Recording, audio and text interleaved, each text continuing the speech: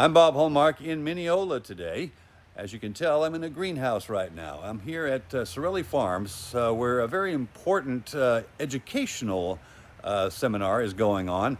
How to actually get your soil prepared if you want to plant a garden or maybe even farm to some extent.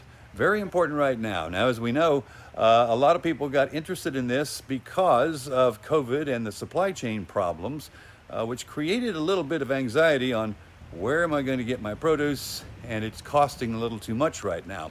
That's why this is so important, is that people are going to get a chance to learn how to prepare their soil if they do want to grow their own.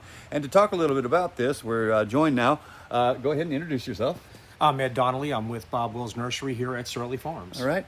Bob Will's Nursery. And now talk a little bit about this. Have you seen a lot more people coming in, maybe more interested in growing their own right now?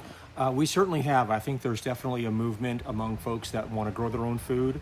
They want to know where the food's coming from, how it was grown, making sure there's no chemicals in it. It's fresher, it tastes better right off the tree, and they're also concerned about possible supply chain issues with the food supply if there was another COVID or some other type of natural disaster. Exactly. So there is some anxiety, I think, connected to this because Correct. people are going, what if? They're looking at a what if scenario. Well, Sure. if there's none out there, how am I going to get it? Right.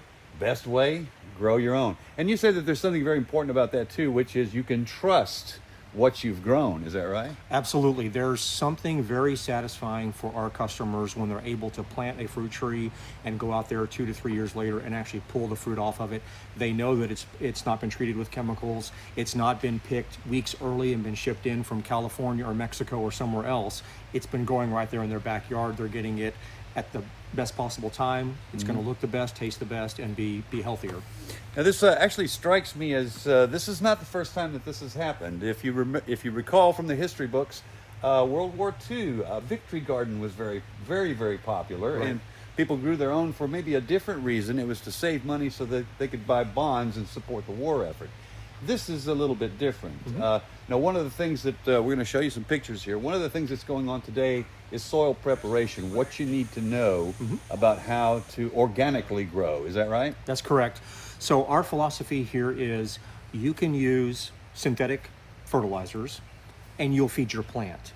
But if you will use organic compounds to feed your soil will take care and feed your plants, your garden, your orchard for the long term.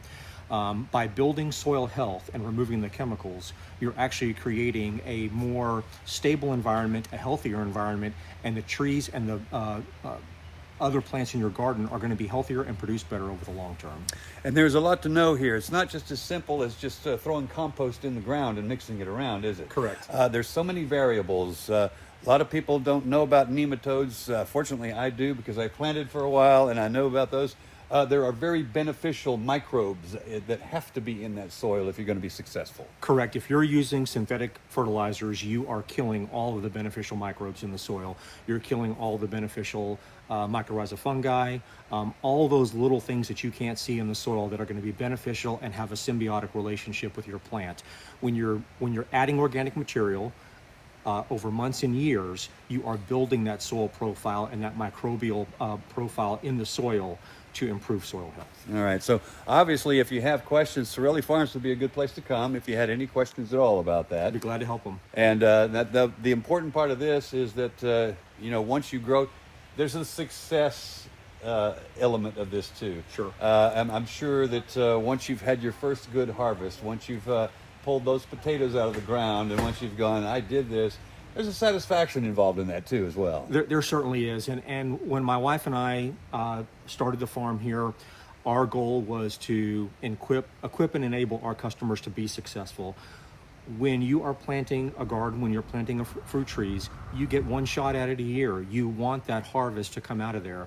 And so we've set up the demonstration orchard and the demonstration garden to help teach people how to do that and improve their chances of success if they're newbies. Okay. All right. Well, thank you so much, Mr. Donnally. My pleasure. And continued success. Thank you, sir. All right. And we'll have much more on this story tonight on KLTV 7 News. For KLTV Web Extra, I'm Bob Hallmark.